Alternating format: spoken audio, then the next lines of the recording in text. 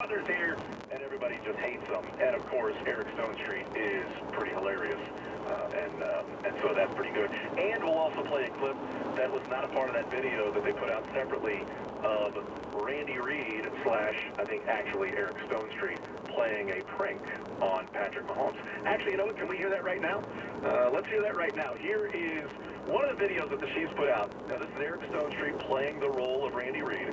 He was there at training camp, and you'll hear, but we don't really know at this point. And I think it's fortunate for the Chiefs that this year wasn't like last year in the sense that there was an off-season and Nick Bolton had an opportunity to get intertwined with the defensive scheme, and I thought he looked better and better as camp has gone on. And so Willie Gay, it's a tough player to lose because I think it's one of the better defensive players on your team here, even in year two. But at the same time, I don't think this is reason to, for example, pick against the Chiefs in any of the first 3 games, and I certainly won't be. Pete, what about guys that you know are hurt? They're still on the roster, no IR moves to them, potential trades. I'm talking Lawrence Tardif has that no trade clause. He sits out there. Remember they flipped Parker Enger for Charvarius Ward a couple years ago. Austin Blythe, not put on IR at this point. Are they confident to get these guys back? And in LDT's case, do you think he gets moved? I don't know if LDT gets moved necessarily because we have seen a little bit of smoke there, and LDT would have to be, I would guess, going to a place where A, he likes, because he would have to waive the no trade, and B, where he's a starter in a starting position, and I'm not sure other teams are necessarily buying into that. We don't really know. That's a mystery there. When it comes to trading, you know, and people are bringing on some kind of veteran linebacker, I think this late, like a lot of times we talk about Chiefs head coach Andy Reid and how long it takes for players to really get adjusted to his playbook. I kind of feel similarly about Steve Spagnuolo. Like when you talk to a lot of these guys, it takes a long time to really understand all the jobs, especially at the linebacker position, that some of these players need to get adjusted there. Anthony Hitchens, for example, was talking about trying to learn all 3 positions and took him an entire offseason to get it down. And so, to me, I don't know about a move of bringing in a linebacker, but the Chiefs do have a ton of offensive line depth. I think because of what happened last year, they're just going to want to have these guys ready. And so if some offensive lineman goes down, you plug and play, and it's a guy that knows the offense. I think this is something we're going to talk about more in just a little bit, Pete. But if Andy Reid was on our station, and I'm sure you listened to it, the one-on-one that took place on Fesco in the morning, am I the only one who took his comment of every single guy behind the 5 starters we have has started in a Super Bowl? It's not a threat, but kind of like a vague threat of if we have to replace somebody on this offensive line due to performance, that's not a concern for us. Yeah, and I made the point yesterday on the drive, if you really look at the backup 5 offensive linemen, considering, you know, they had played in Super Bowls, plural, it actually is a better combination than I think the Chiefs had in the last Super Bowl with all the injuries, the combination that you would have of the backups now. And so the Chiefs, to me, are 10 deep. And I thought, and Jay and I had some conversations about this, I don't think Jay disagreed with me, but we just brought it up, the fact that in some of my projections, I had 10 offensive linemen, which is probably 1 or maybe even 2 more than you might typically keep. But I think the Chiefs are just so focused on the offensive line and just making sure that doesn't happen again, that doesn't ruin their season. And so, yeah, you have the 5 backups.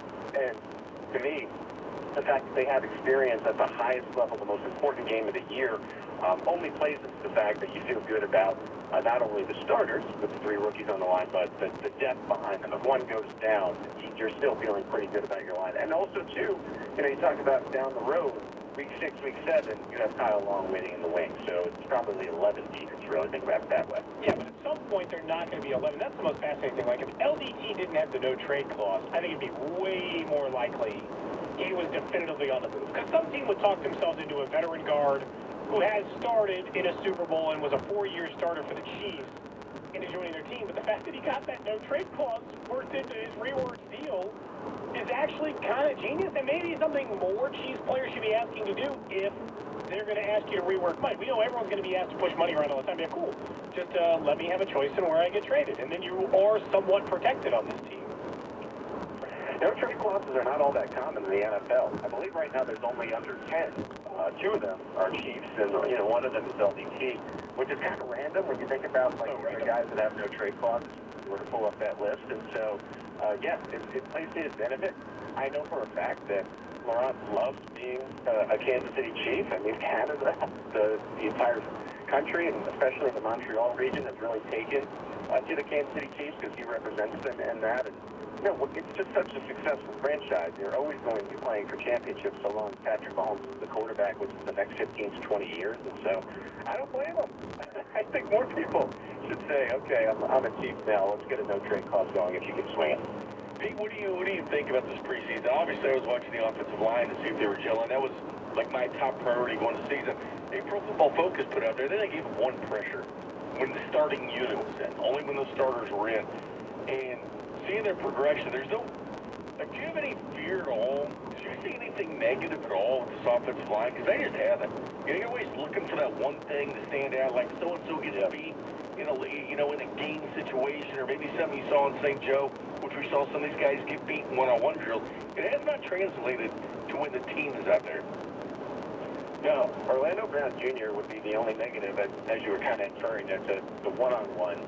And there were times he looked bad, but then any kind of scrimmages they would have, he played really well, and he would block his assignment. And I think we saw that in the preseason. I mean, it's the true definition of what would be a gamer. I mean, one thing that he said during press conferences was that he was working on stuff during one-on-ones. And, at first you're like, oh, he's just saying that. But based upon how he did in the preseason and in scrimmage work, you kind of believe it.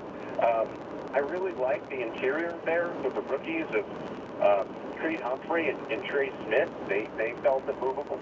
Little pause on Lucas Niang. In the preseason, a lot of times you're facing different combinations of players, and some of the top rushers aren't necessarily going. And so, I think the AFC West is full of these elite pass rushers, and everybody tends to have an elite pass rusher now in the NFL, or at least trying to get that going. And so I'd like to see Niang, who I'm a little less sure about against just top competition. But other than that, I mean, the idea that they gave up one pressure, that to me is like part of the reason why Willie Gay doesn't scare me all that much, because Patrick Mahomes was putting up 25, 30, 35 points when he was running around. And I'm not just talking at the Super Bowl.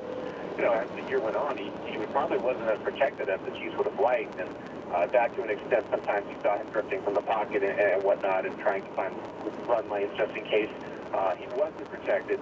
I think that's different now. And now that Patrick Mahomes is protected, I think you're going to be right there back to 25, 30, and maybe even higher than that per game.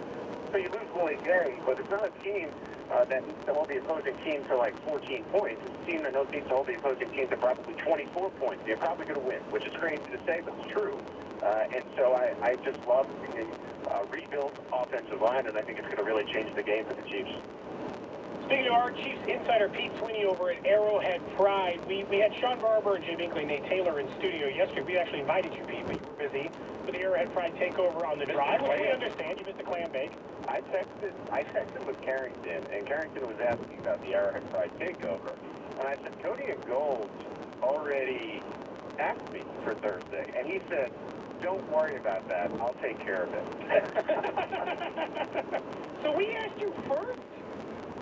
You asked me first, and then, C-Dot planned the entire Arrowhead Pride show, and so, of course, it's going to be more attractive, but I told him, I said, look, they asked me to do this, and he said, don't even worry about